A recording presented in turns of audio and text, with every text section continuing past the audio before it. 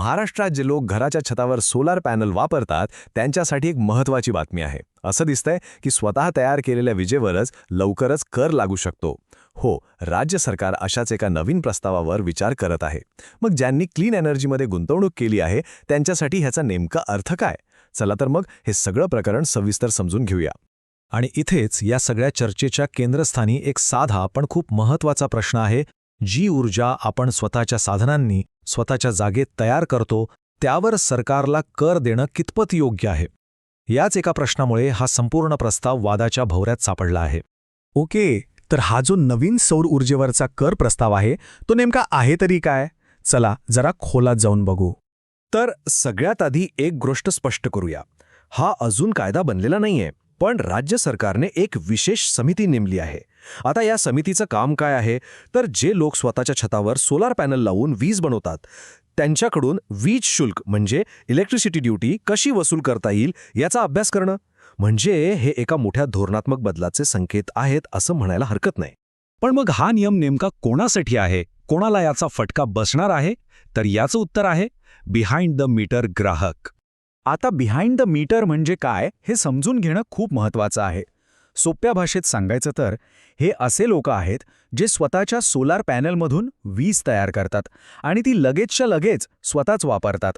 त्यांची तयार झालेली वीज सरकारच्या मुख्य ग्रीडमध्ये जात नाही किंवा ते तिथून घेतही नाहीत. सगळा व्यवहार त्यांच्या मीटरच्या आतच होतो. म्हणजे बघा, सोलार पॅनल तुमचे, ते लावायला जागा तुमची आणि त्यातून तयार होणारी वीजही तुमचीच. पण या नव्या प्रस्तावानुसार याच स्वतःच्या विजेवर सुद्धा आता कर द्यावा लागण्याची शक्यता आहे. आणि साहजिकच यामुळे सोलार ऊर्जा वापरणाऱ्यांमध्ये चिंतेचं वातावरण आहे. आता येऊया सगळ्यात महत्त्वाच्या मुद्द्यावर, तो म्हणजे पैसा. जर हा टॅक्स खरंच लागला तर खिशाला नेमकी किती कात्री लागणार आहे? इथे एक इंटरेस्टिंग गोष्ट लक्षात घेण्यासारखी आहे. सरकार काही एकदम नवीन प्रकारचा टॅक्स नाही आणतंय. जो वीज शुल्क किंवा इलेक्ट्रिसिटी ड्युटी आपण महावितरणाकडून वीज घेतल्यावर आधीपासूनच भरतो तोच आता या सोलार युजर्सवर लावण्याचा विचार आहे.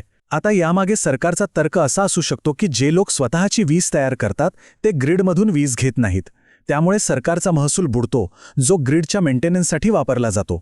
तर ही तूट भरून काढण्यासाठी हा प्रस्ताव असू शकतो. हे आकडे बघा, म्हणजे आपल्याला एक अंदाज येईल.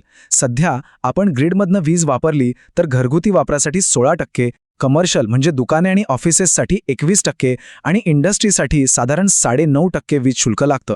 आता विचार करा, हेच दर जर स्वतः तयार केलेल्या सोलार विजेवर लागले तर खर्चात किती मोठी वाढ होऊ शकते. पण थांबा, इथे एक मोठा ट्विस्ट आहे. हा जो प्रस्ताव आहे ना तो सरकारच्याच ग्रीन एनर्जी पॉलिसीच्या अगदी उलट दिशेने जाणार आहे. हे म्हणजे किती विचित्र आहे नाही का? बघा, एका बाजूला सरकार म्हणतंय की ग्रीन एनर्जी वापरा, सोलार पॅनल लावा, आम्ही सबसिडी देतो, आणि दुसऱ्या बाजूला जे लोक हे सगळं ऐकून ग्रीन एनर्जी वापरतायत त्यांच्यावरच टॅक्स लावायचा प्लॅन करताय. हा एक मोठा विरोधाभास आहे. आणि या सगळ्यामधून एक खूप मोठा आणि मूलभूत प्रश्न निर्माण होतो, आणि हा प्रश्न फक्त महाराष्ट्रापुरता मर्यादित नाहीये. हे जे वाक्य आहे ना ते या सगळ्या गोंधळाचं अगदी अचूक वर्णन करतं की एकीकडे ग्रीन एनर्जी वाढवण्याबद्दल बोलायचं आणि दुसरीकडे त्यावरच कर लावून पैसे गोळा करायचे. या दुहेरी भूमिकेमुळे धोरणात्मक पातळीवर गोंधळ निर्माण होतो. आणि शेवटी आपण पुन्हा त्याच मूळ प्रश्नावर येतो. सरकारला महसूल हवा असतो, हे अगदी खरं आहे, ते नाकारता येणार नाही.